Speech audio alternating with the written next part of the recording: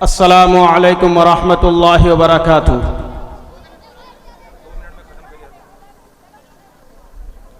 अजीज साथियों और स्टेज पर बैठे हुए मेहमान इकराम, मैं अपनी बात इस शेर के ज़रिए से शुरू करता हूँ कि मैं तुम्हें अपने उसूलों की कसम देता हूँ, मैं तुम्हें अपने उसूलों की कसम देता हूँ, मुझको मजहब के तराजू में न तोला जाए।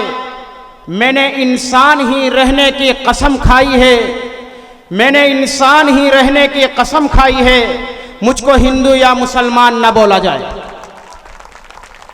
मेरे मोहतरम बुजुर्गों, आज की ये सभा किसी तारुफ की मोहताज नहीं है।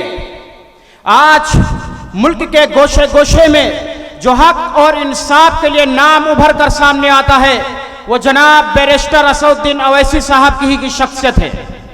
मेरे अजीजों, आज हम और आप आंखों में एक सुनहरा ख्वाब लेकर जो यहाँ पर तशरीफ लाए हैं वो सिर्फ हमारे जज्बात हैं, सिर्फ इसलिए आए हैं कि इस मुल्क के अंदर अगर कोई यहाँ पर गंगा जमनी तहजीब की बात कर रहा है, अगर कोई हक और इंसाफ की बात कर रहा है, अगर कोई दबे कुचले इंसानों की बात कर रहा है, वो किसी भी बिरादरी से ताल्लुक रखता हो, वो किसी भी जात से ताल्लुक रखता हो, ख्वाह वो हमारे हिंदू भाई हो या हमारा पिछड़ा वर्ग दलित भाई हो या मुस्लिम समाज जो इस मुल्क के अंदर सिसक रहा है।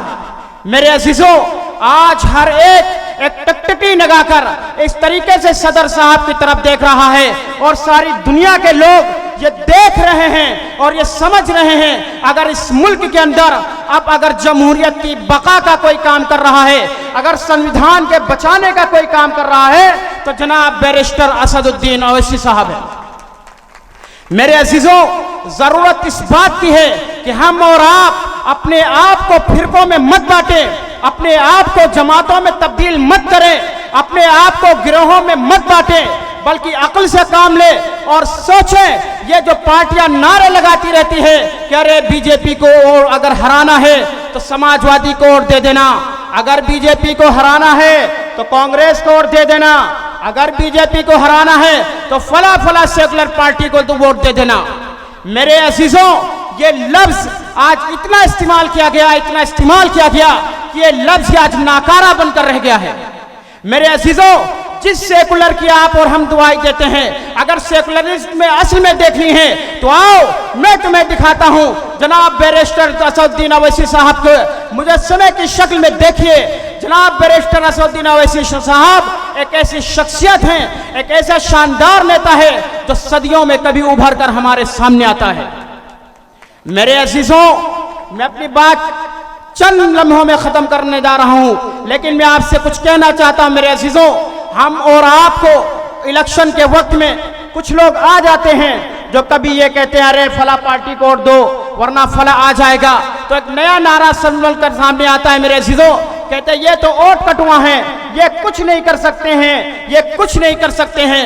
मेरे अजीजों, आप अपनी ताकत को पहचानिए, अपने निज़ाम इत्तिहाद को पहचानिए।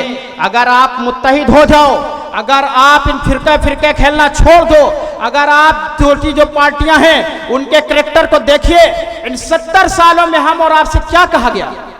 सिर्फ यही कहा जाता रहा फला को वोट दो फला आ जाएगा, फला को वोट दो फला आ जाएगा।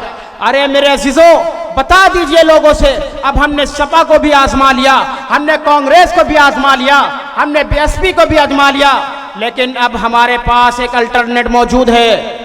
अब हमारे पास ऐसा ऑप्शन मौजूद है जो इससे पहले नहीं था।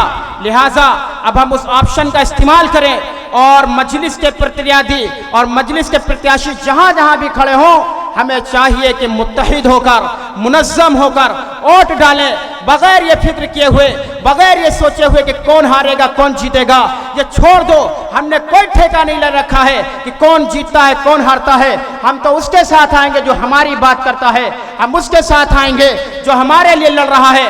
आप देखिए मुल्क के अंदर पार्लियामेंट से लेकर सड़कों तक कौन हमारी बातें कर रहा है, कौन हमारी बातें कर रहा है। इन नेताओं को छोड़िए, इन सपाइयों को छोड़िए, इन बसपाइयों को छोड़िए, अपने कानों से सुनिए, अपनी आंखों से देखिए कौन आपके लिए बोल रहा है, कौन आपके लिए सड़कों पर धरने दे रहा है, कौन पार्लियामेंट के अंदर आपके लिए आवाज उठा रहा है? मेरे अजीजों, ये बात याद रखना कि हम और आपके बर्बादी के लिए ये जो बातें होती किसी होटलों पर बैठकर नहीं होती हैं, किसी चौराहों पर बैठकर नहीं होती हैं, या किसी मेले ठेले के अंदर नहीं होती है, बल्कि हमारी बर्बादी के कानून पार्लियामेंट के अंदर बनते हैं। लिहाजा अब हम और आपको होश के नाखून लेने पड़ेंगे, हम और आपको समझना पड़ेगा, संभलना पड़ेगा, अपनी जमात को मुत्तहिद करना पड़ेगा, और सिर्फ यही रास्ता है मेरे अजीजों। वरना अल्लामा इकबाल ने बहुत वक्त पहले कहा था कि ये खामोशी कहाँ तक लज्जते फरियाद पैदा कर, ये खामोशी कहाँ तक लज्जते फरियाद पैदा कर, जमीन पर तू है और तेरी सदा है आसमानों में, और न समझोगे तो मिट जाओगे हिंदुस्तान वालों, न समझोगे तो मिट जाओगे हिंदुस्तान वालों, तुम्हारी दास्ता तक भी न होगी दास्तानों में। मेरे अजीजों, यहां पर खेल खेला जाता है, हिंदू मुस्लिम किया जाता है, जात बिरादरी का खेल खेला जाता है। अब हम और आपको उससे ऊपर उठना पड़ेगा और ये पैगाम देना पड़ेगा और ये दिखाना पड़ेगा, और अपने नेता को ये अपने नेता के जरिए से आवाम तक ये बात ले जानी पड़ेगी कि बताइए हमारे सदर साहब ने या हमारी पार्टी का कोई ऐसा नेता का नाम लीजिए जिन्होंने कभी फूट डालने की बातें की हों, जिन्होंने कभी टुकड़ों में तकसीम करने की बात की हो। नहीं, हमारे सदर तो हमेशा संविधान की बात करते हैं, हमेशा कॉन्स्टिट्यूशन की बात करते हैं। मेरे अजीजों, अब मैं एक शेर के साथ अपनी बात खत्म करता हूं। मेरे अजीजों, कि जुगनुओं तुम्ही को नया चांद उगाना होगा, ए जुगनुओं तुम्ही को नया चांद उगाना होगा, इससे पहले कि अंधेरों की हुकूमत हो जाए। बहुत बहुत शुक्रिया आप साहब।